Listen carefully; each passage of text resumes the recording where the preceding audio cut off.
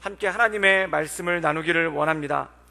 우리가 성경을 읽을 때 성경에서 가장 실패한 사람, 처음에 시작은 그럴듯했는데, 처음에 시작은 좋았는데 가장 많이 실패한 사람을 꼽아보라고 한다면 아무래도 이스라엘의 첫 번째 왕인 사울왕을 꼽을 수 있을 것입니다. 그런데 우리가 사울왕이 범죄한 걸 보면은 정말 이런 것도 죄가 되나 싶을 정도로 굉장히 미비하고 소소하죠. 그런데 그에 비해서 사울 다음에 왕이 되었던 다윗이 지은 죄를 보면은 정말 참담합니다. 그래서 사울이 지은 죄를 요즘에 법정에 세워보면은 그냥 아무것도 아닌 일에 불과한, 어떻게 보면 도의적인 책임을 져야 되는 그 정도 죄라면은 이 다윗이 지은 죄는 중벌 중에 중벌이죠. 그래서 다윗이 지은 죄를 보면은 첫 번째 가정 파괴와 그 다음에 살인교사, 그리고 간음, 그리고 증거인멸, 요즘으로 치면은 최소한 무기징역에 걸릴 만한 그런 엄청난 죄를 지은 게 다윗입니다. 근데 하나님께서는 다윗을 의롭다 하시죠. 근데 그에 비해서 사울이 지은 죄를 보면은 굉장히 미비한 수준입니다. 그럼에도 불구하고 하나님께서 나는 사울을 버렸다라는 그러한 말씀을 두 번이나 표현하실 때가 있는 것을 보게 됩니다. 그럼 도대체 사울이 실패한 이유가 무엇인가에 대해서 살펴볼 때 이 사울과 다윗의 죄가 근본적인 차이가 있다는 겁니다.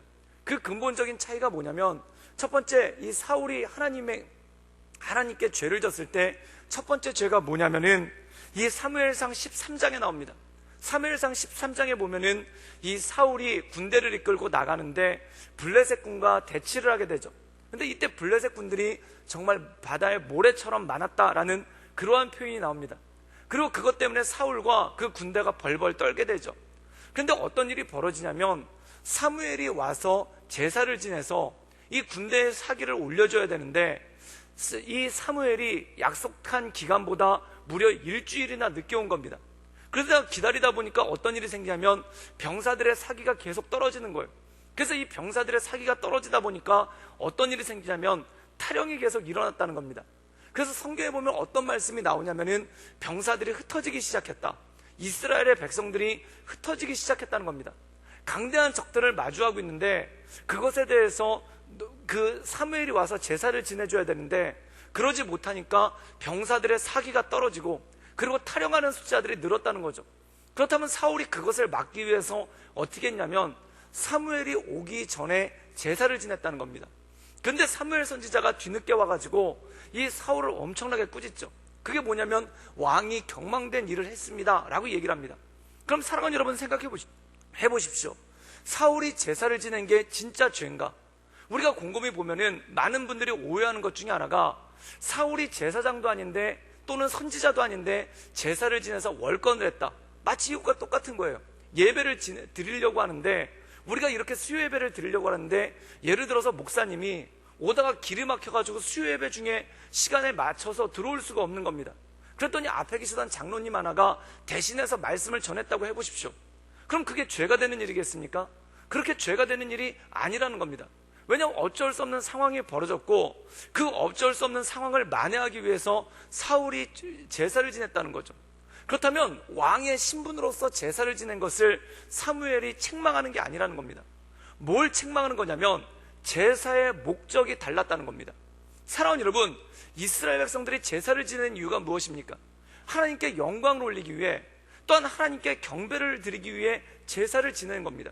근데 사울이 제사를 지낸 목적이 뭐냐면 백성들의 흩어짐을 방지하기 위해, 즉 다시 말해서 그의 목적은 뭐냐면 강력한 군대를 유지하는 게 그의 목적이고 제사 지내는 것을 그것에 대한 수단으로 썼다는 겁니다. 사랑하는 여러분, 하나님께 제사 지내는 것은 최종적인 목적이 돼야지 그것이 결코 수단이 될 수가 없다라는 것입니다. 즉 다시 말해서 사울의 죄는 뭐냐면 경건을 수단으로 사용했다는 거예요. 경건을 자신의 유익을 위한 수단으로서 사용하는 그러한 모습이 있었다는 겁니다. 이것은 하나님께서 굉장히 싫어하시는 일이죠. 사랑하는 여러분, 하나님께서 우리를 지으신 목적이 무엇입니까? 이 백성은 내가 나를 위하여 지었나니 하나님을 찬송하게 하려 함이라. 즉 다시 말해서 하나님을 예배하는 것이 우리 인생 가운데 최종적인 목적이고 궁극적인 목적이라는 것입니다. 즉 우리의 삶을 통해서 하나님께 영광 올려드리는 것, 삶의 제사를 올려드리는 것, 하나님은 영이시니 예배하는 자가 영과 진리로 전심으로 예배하는 것을 하나님께서 기뻐하신다는 거죠. 그런데 이 사울의 죄는 뭐냐면 예배를 하나님께 드리는 제사를 수단으로서 썼다는 겁니다. 이 성경에 보면은 제사를 수단으로 쓴 예가 또 하나가 나오는데 언제냐면 사무엘상 4장에 보면은 이 이스라엘 백성들이 블레셋과 전쟁을 하는데 3번을 집니다. 3번을 내리지니까 그들이 한 가지 궁리를 하는데 그 궁리가 뭐냐면 법궤를 가져오자. 법궤를 가져와서 법궤를 앞장 세우면은 우리가 승리할 것이다 라는 그런 비책 아닌 비책을 내놓는 거예요. 사랑하는 여러분, 이게 무엇입니까? 경건을 자신들의 이익을 위한 수단으로 사용을 한 거예요. 사랑하는 여러분, 하나님을 경배하고 예배하는데 최종적인 목적을 가지고 있던 게 아니라 이 법궤를 가지고 앞장서면은 우리가 전쟁에서 이기지 않겠는가? 즉 그들의 목적은 뭐냐면 전쟁에서 이기는 겁니다. 그리고 전쟁에 이길 수만 있다면 우리가 법궤를 가져오자. 즉 하나님의 법궤, 하나님께 드려지는 약속을 수단으로서 사용했다는 것이죠. 하나님께서는 이것을 너무나도 싫어하시고 또한 이것들에 대해서 굉장히 분노하시고 진노하시는 그러한 모습이 있다는 겁니다. 즉 다시 말해서 경건을 자신의 유익을 위해서 쓸 때 하나님이 이것을 굉장히 싫어하신다는 것이죠. 또 성경에 보면은 비슷한 것이 한 번 더 나오는데 그게 뭐냐면 사무엘상 15장입니다. 사무엘상 15장에 보면은 사울이 군대를 일으켜서 아말렉을 치죠. 근데 하나님께서 말씀하신 명령이 뭐냐면 아말렉의 모든 사람들을 진멸하고 또한 거기 있는 모든 가축들을 더불어 죽이라는 그러한 명령을 내리십니다. 근데 이 사울이 소와 양, 그 중에 좋은 소와 양을 빼돌린 거예요. 그때 사무엘 선지자가 와서 당신이 왜 하나님의 말씀을 어기고 좋은 소와 양을 빼돌렸느냐라고 얘기하니까 그때 사울이 뭐라고 얘기하냐면 내가 하나님께 제사 지내기 위해서 소와 양을 빼돌렸다고 얘기합니다. 사랑하는 여러분, 진짜 그가 하나님께 제사 지내기 위해서 소와 양을 빼돌렸습니까? 그게 아니라는 겁니다. 자기의 유익을 위해서 소와 양을 빼돌린 거예요. 근데 핑계를 어떻게 대냐면은 하나님께 제사 지내려고 하나님의 영광을 위해서 또한 하나님의 기쁨이 되기 위해서 내가 이것을 했다는 겁니다. 근데 그의 속마음을 보면은 하나님의 영광을 위해서 그렇게 한 게 아니라 전적으로 자기의 유익을 위해서 그것을 했다는 겁니다. 디모데 후서에 보면은 말세에는 어떤 사람들이 나타나냐면 경건을 자기의 유익으로 쓰는 사람들이 나타나기 시작한다는 겁니다. 하나님의 영광을 위해서 나가는 것이 아니라 하나님의 이름을 이용해서 자기의 유익을 꾀하려는 사람, 또한 하나님의 이름을 이용해서 자신의 명성을 높이려는 그러한 사람들이 나타나기 시작한다는 겁니다. 사랑하는 여러분, 예수님께서 바리새인들을 책망하셨는데 바리새인들의 죄가 뭡니까? 그들이 기도를 안 했습니까? 그들이 율법을 안 지켰습니까? 그들이 기도도 되게 열심히 하고 율법도 되게 열심히 지킨 거예요. 그런데 문제는 뭐냐면 예수님께서 그들을 책망하실 때 이런 말씀이 나옵니다. 그게 뭐냐면 마태복음 6장 5절에 보면은 그들은 기도할 때 사람들에게 보이려고 회당과 큰 어귀에 서서 기도하기를 좋아한다 라고 얘기합니다. 그들이 기도하기는 기도하는데 하나님께 기도하는 게 아니라 그들이 경건한 삶을 살기는 사는데 하나님을 위해서, 하나님의 영광을 위해서 경건한 삶을 사는 게 아니라 사람들에게 보이기 위해서, 즉 자신의 명성을 위해서, 자신의 유익을 위해서, 자신의 이익을 위해서 사람들 앞에 보이려고 경건한 신앙생활을 하기 시작한다는 것이죠. 그 창세기 4장에 보면은 이 인간의 첫 번째 예배가 나오는데 그 예배가 가인과 아벨의 예배입니다. 그런데 하나님께서 가인의 예배는 받지 않으시고 아벨의 제사만 받으셨죠. 그럼 도대체 하나님께서 가인의 제사를 받지 않은 이유가 무엇이겠습니까? 그런데 거기 보면은 그 이후에 성경에는 정확하게 나오진 않았지만 그 이후에 보면은 가인의 태도를 보면은 추측할 수가 있다는 거예요. 가인이 아벨의 제사는 하나님이 받으시고 자신의 제사를 받지 않으니까 어떤 모습을 보이냐면 아벨에게 분노를 합니다. 그리고 아벨을 죽일 정도로 증오하게 되는 거예요. 이것은 무엇입니까?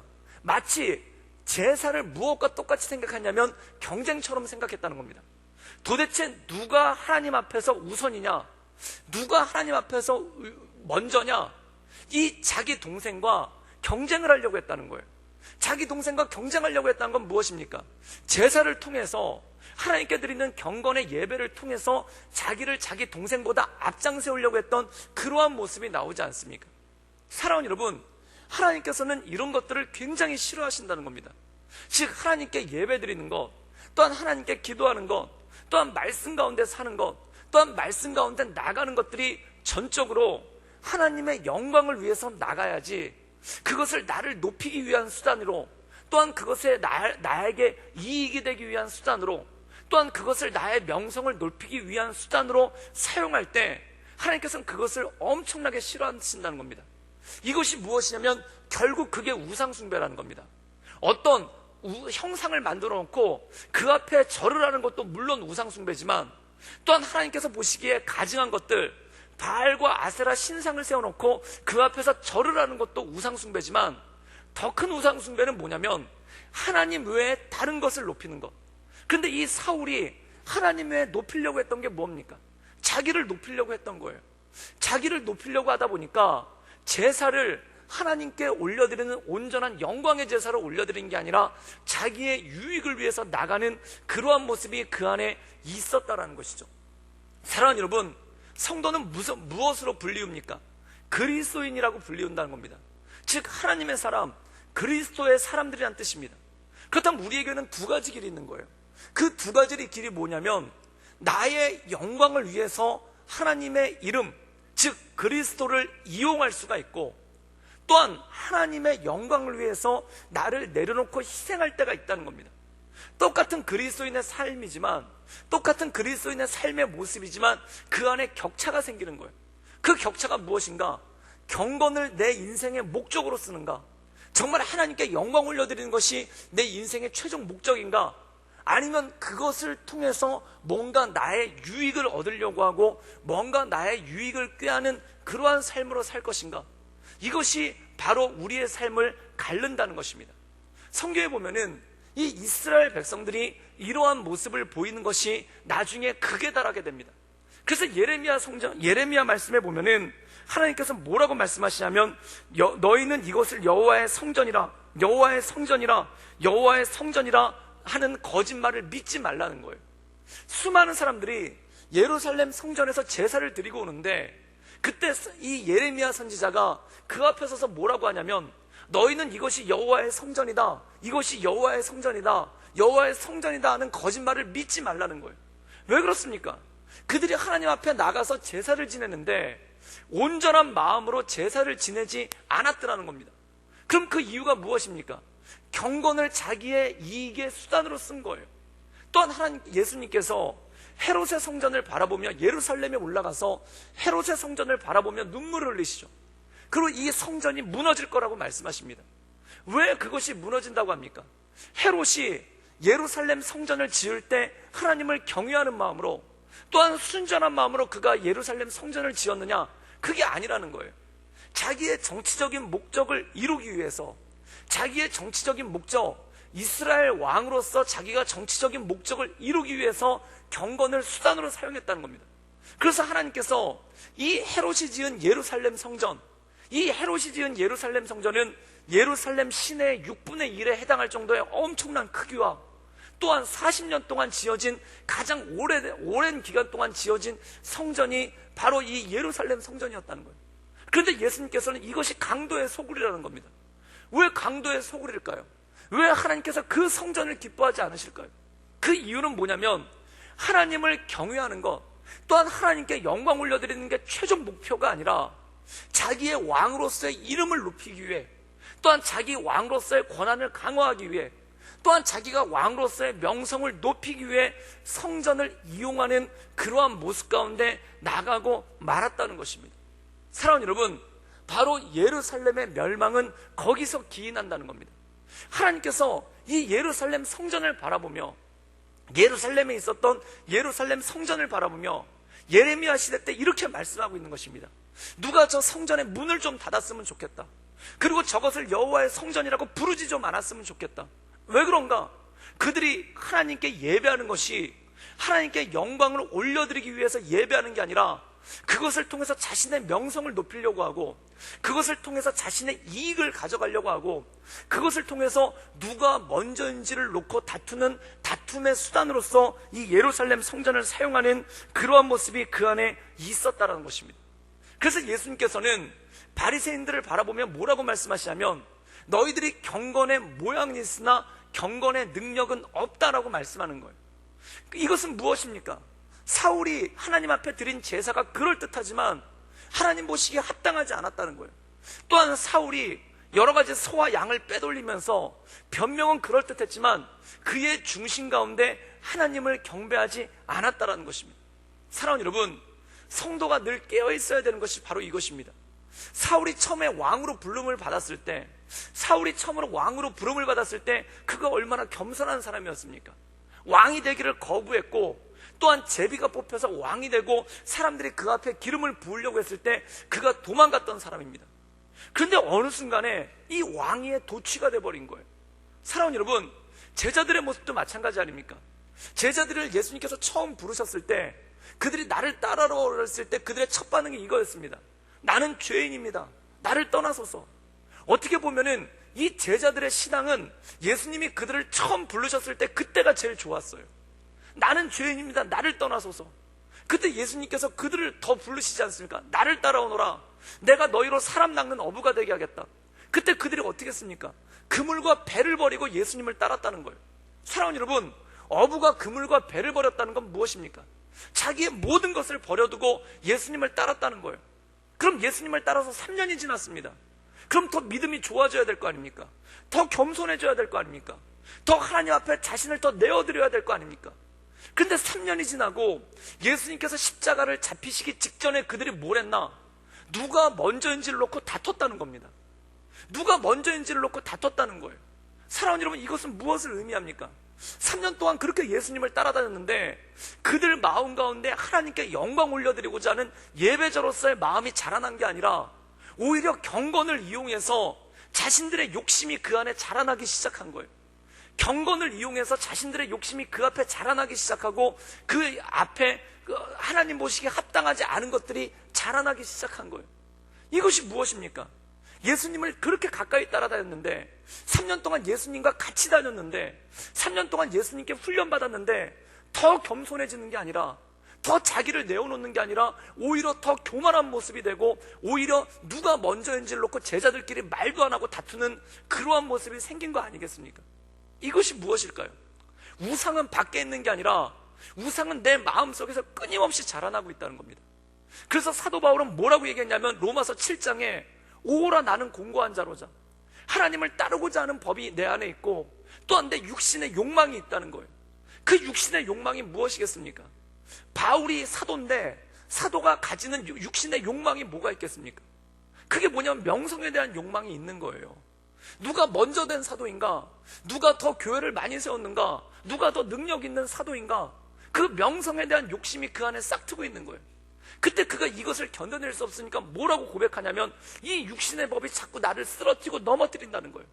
하나님을 예배해야 되는데 자꾸 나를 높이려는 것들이 내 마음 가운데서 싹트기 시작하고, 그래서 사도 바울의 가장 큰 고민은 뭐냐면, 그가 복음을 전하다 감옥에 갇히는 것도 아니었고, 그가 복음을 전하다 매를 맞는 것도 아니었고, 그가 복음을 전하다 굶주리는 것도 아니었고, 자기 마음 가운데 자꾸 자라나고 있는 그 우상, 그게 가장 힘들고 어려운 점 아닙니까?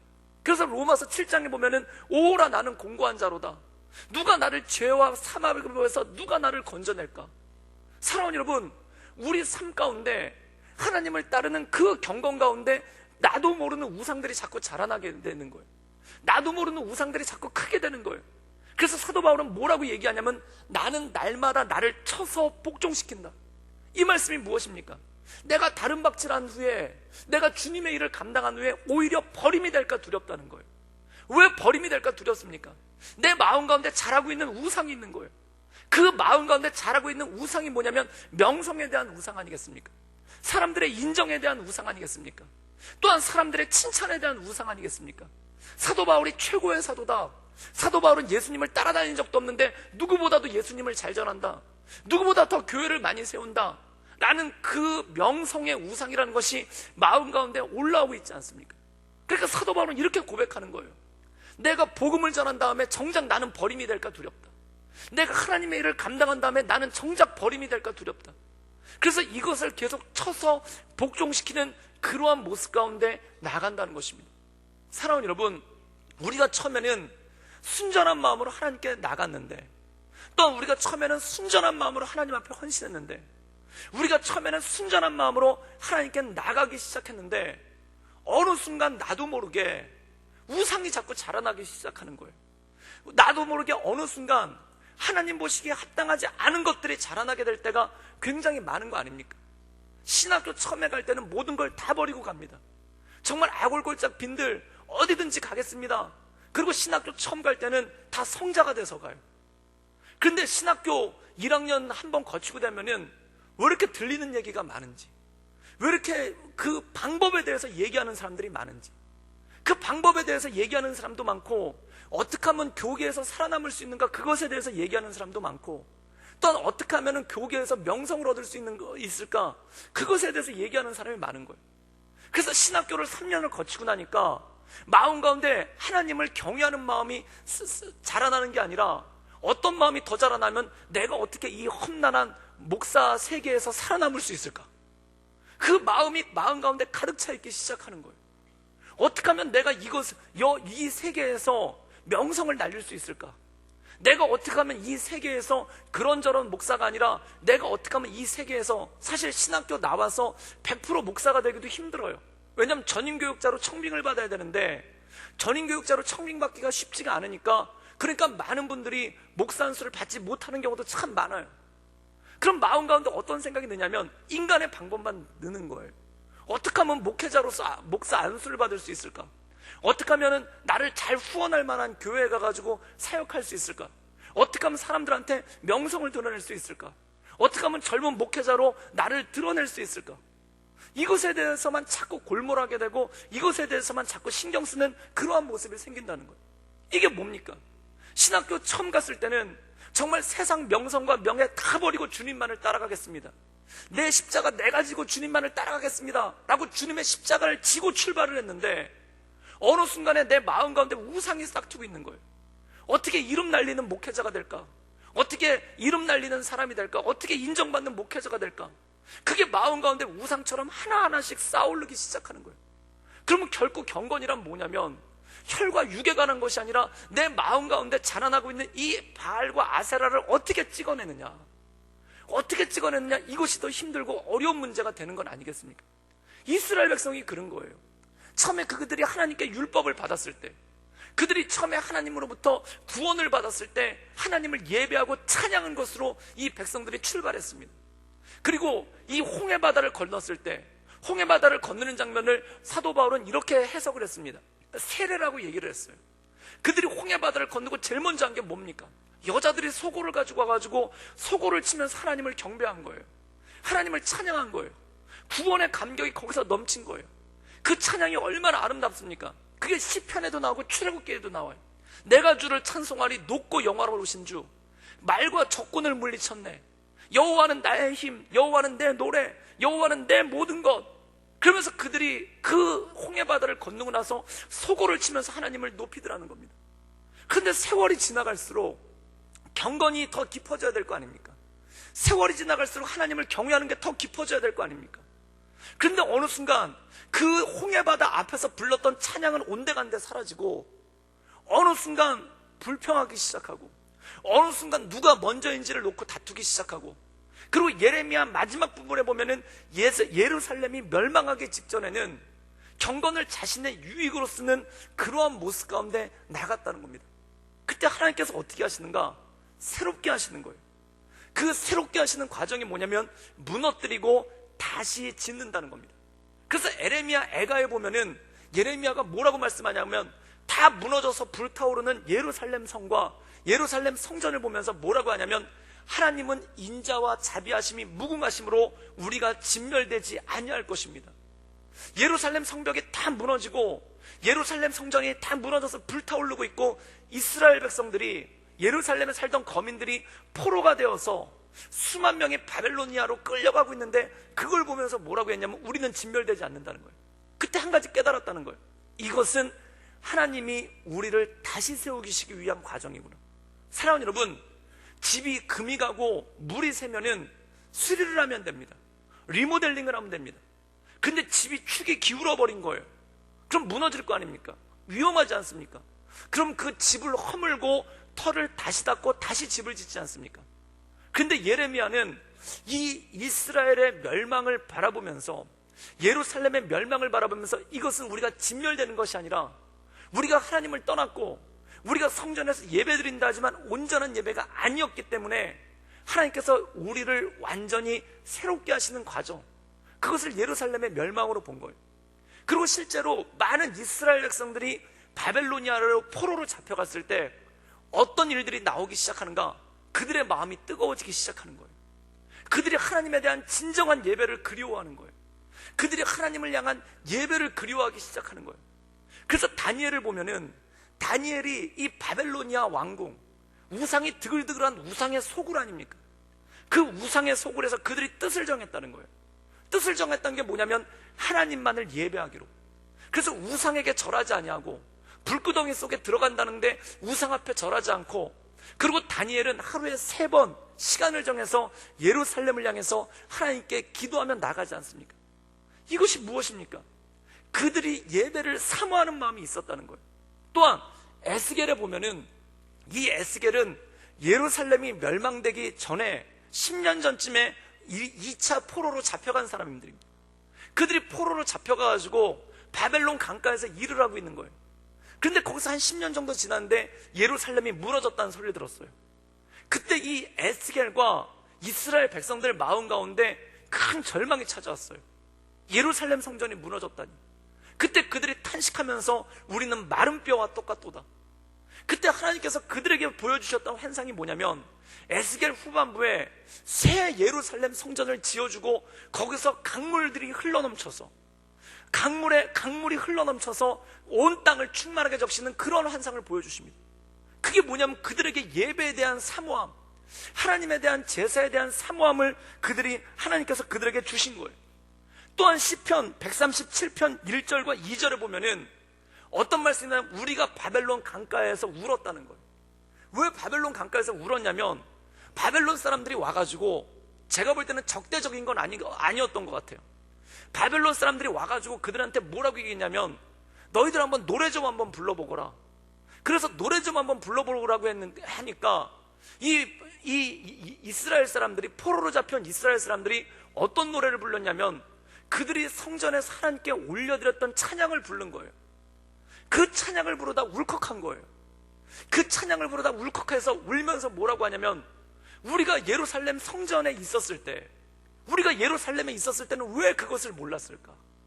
우리가 예루살렘에 있었을 때는 왜 그 예배를 왜 몰랐을까?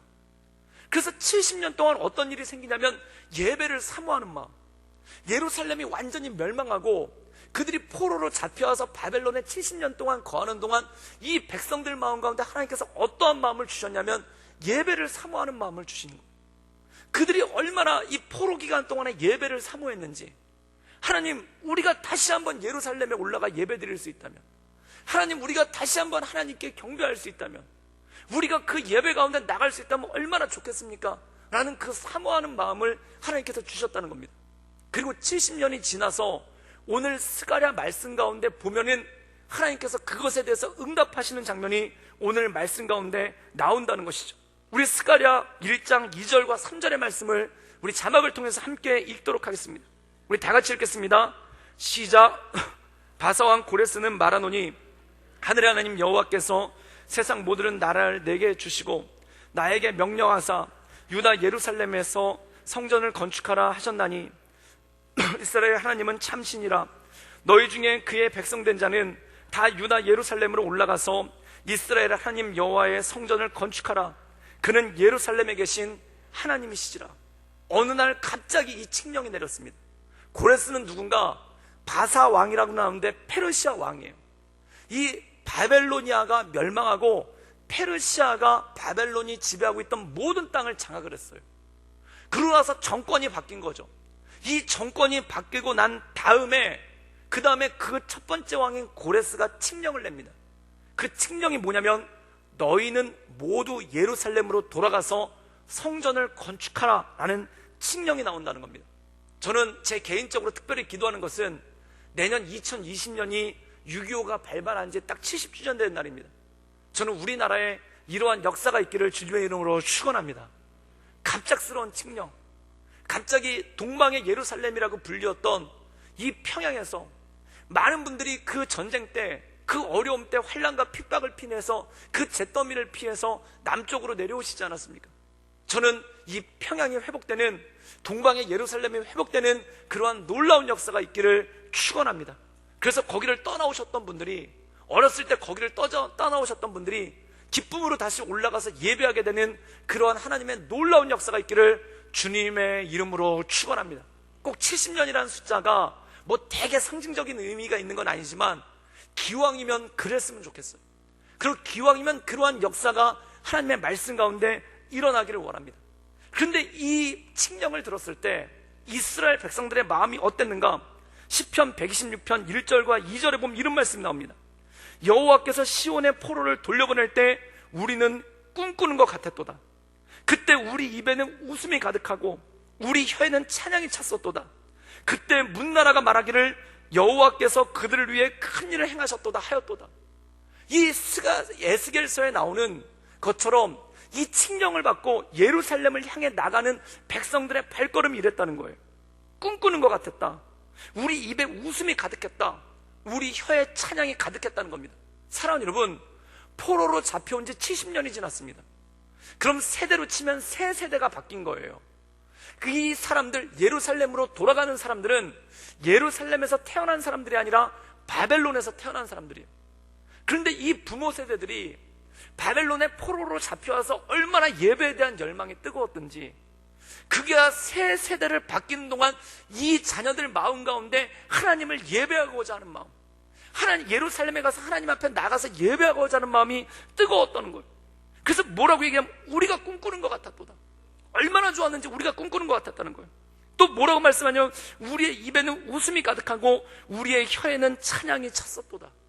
사랑하는 여러분, 그들이 하나님에 대한 예배를 사모하는 마음으로 예루살렘을 향해 나갔다는 것입니다. 사랑하는 여러분, 하나님이 찾으시는 사람은 어떤 사람인가?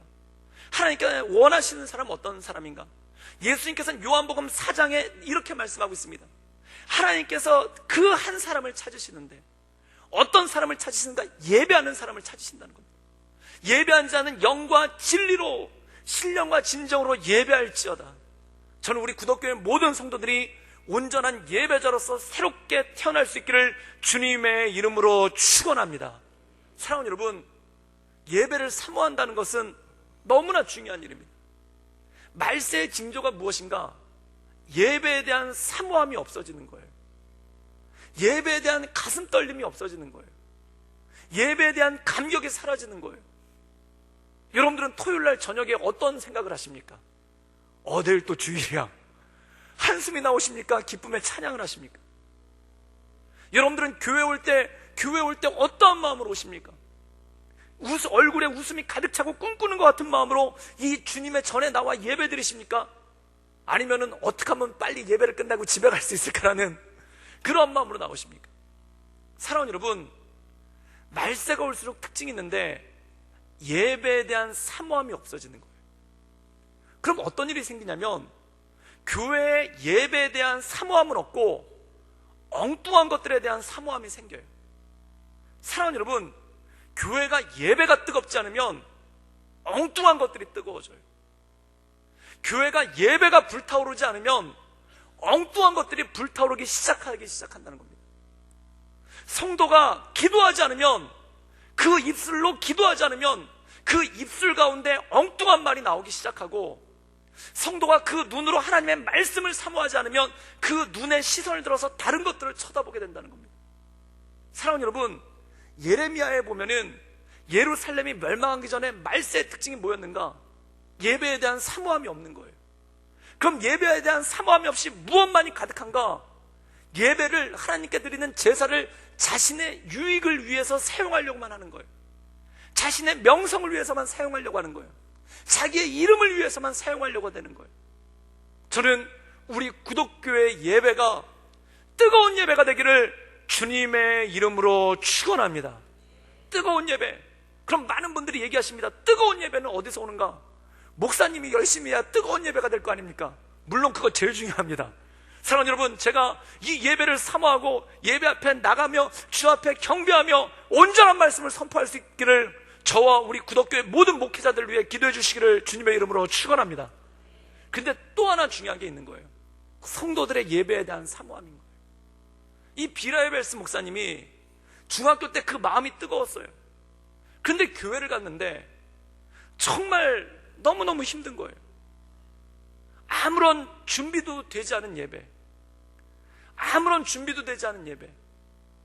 예배 시간이 비라이벨스 목사님 책에 보면 45분이었대요. 아무런 준비되지 않은 찬양, 아무런 준비되지 않은 말씀, 그 45분 짧은 시간 동안에 모든 성도들이 졸고 있었다는 거예요. 자기가 1년 동안 한 친구를 갖다가 교회 가지고 전도해서 데려왔는데 그 친구가 교회 와가지고 졸고 있더라는 거예요. 그러고 나서 이렇게 얘기한다는 거예요. 빌, 너의 초대는 고맙지만 교회는 나한테 아무런 감동도 주지 못하는 것 같아. 그러고 돌아갔다는 거예요.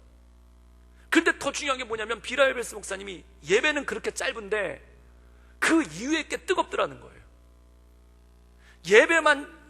예배만 심플하고 예배만 간단하고 교회가 그 외의 거는 다 뜨겁더라는 거예요. 밥 먹는 건 뜨겁게 밥 먹고, 축구 그 예배 끝나고 밥 먹고 나서 교회 마당에서 축구하는데 그거는 다 전투적으로 축구하고, 그거는 예배만 빼고 모든 게. 그래서 비라이벨스 목사님 기록에 보면 이런 말이 나와요. 내가 중학교 때 다니던 교회는 예배만 빼고 모든 것이 다 뜨거웠다. 근데 예배만 뜨겁진 않은 거예요. 그때 그거 어떻게 했냐면 교회를 떠나지 않고 자기를 하나님께 드린 거예요. 하나님, 예배가 뜨거운 교회. 그래서 이 중학생이 앞에 나와가지고 그 예배 1시간 전에 와서 중보하고 하나님 앞에 엎드리기 시작한 거예요.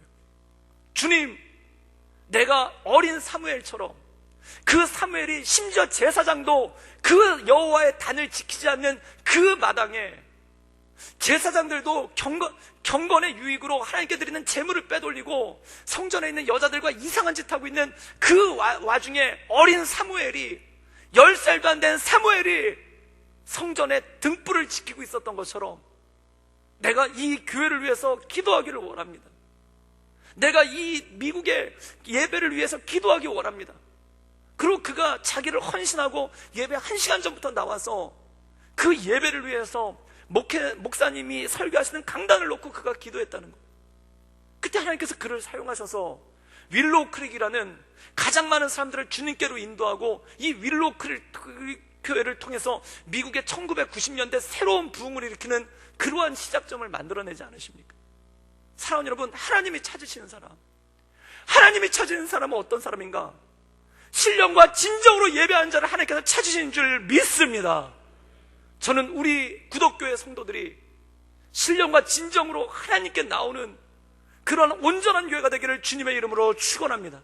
이번 부흥회 때 참 감사한 게 우리 권사님들과 많은 집사님들이 그 부흥회를 위해서 릴레이로 금식하며 또한 성전을 채우면서 기도실에서 뜨겁게 기도하시는 모습을 볼 때, 그리고 그 안에 들어가서 저도 기도하고 있었는데 그 옆에서 다른 분들이 기도하는 음성을 들었을 때 그것이 얼마나 마음을 뜨겁게 하고 좋은지, 또한 제가 우리 교회를 처음에 부임해서 들어보다가 참 큰 감동을 받았어요. 그게 뭐냐면 요 중간에 이 2층과 3층 중간에 중보 기도실이 있더라고요. 저는 그 중보 기도실이 온전하게 쓰임받을 수 있기를 주님의 이름으로 축원합니다. 중보 기도실이 쓰임받지 못하니까 창고가 되더라고요. 박스만 쌓이더라고요. 저는 그곳에 박스만 쌓이는 것이 아니라 예배를 사모하고 예배를 열망하는 그러한 기도가 쌓일 수 있기를 주님의 이름으로 축원합니다. 그 뜨거운 마음, 우리가 성전에 올라갈 때 꿈꾸는 것 같았도다. 그때 우리 입에서는 웃음이 끊이지 않고 우리 혀에서는 찬양이 찼었도다. 이 예배에 대한 사모함, 이것이 바로 이 말세지 말에 하나님께서 찾으시는 교회 아니겠습니까? 또한 무엇이 중요한가? 다음 세대를 위한 예배가 부흥하기를 주님의 이름으로 축원합니다. 그래서 저도 특별히 기도하는 것은 우리 전도사님들, 우리 목사님들 가운데 하나님께서 성령을 부어주셔서 성령 충만한 영유아바 예배가 될 수 있기를 주님의 이름으로 축원합니다.